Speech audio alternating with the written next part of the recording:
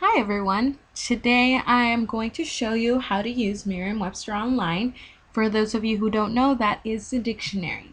So first thing you're going to do is you're going to open up a search window. I'm using Google. You can use Yahoo, Google Chrome, etc. And you're just going to type in the words Merriam-Webster. As you can see, it's the first thing that comes up. So you can go ahead and click on that one. And here you get the website, merriam-webster.com. You click on that one, and then you get the whole page. So as you can see, that's the dictionary website. And to look up a word, you're just going to make sure you're under dictionary and type in the search bar a word. My word is going to be animal. So let's take a look at that. As you can see here, you get the word, you get the part of speech, syllables, pronunciation. You can also listen to the pronunciation. You have share buttons, like buttons, and you also get a citation button.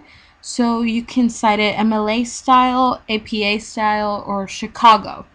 So that's always nice. You first get a simple definition of the word animal. And that leads you to examples of the word animal in a sentence and also synonyms for the word. If you scroll down a little bit more, you get a full definition of the word animal as opposed to its simpler version. So you can see it's a little more in depth. If you keep scrolling down, you also get a link to the same word in the English Language Learners edition and also the Child edition. So that's always nice to have.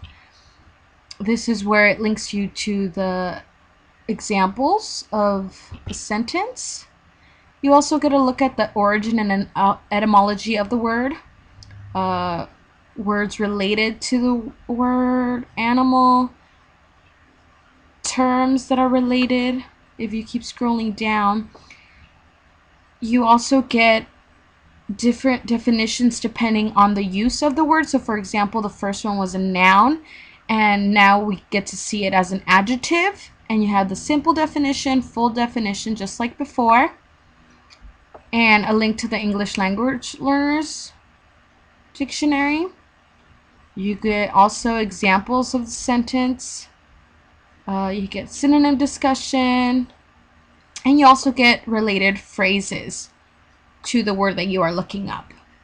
Here we see it's the child's version, so that's a little bit more, a little bit simpler as opposed to the full definition that we get beforehand. And you get the medical dictionary, another version within the medical dictionary.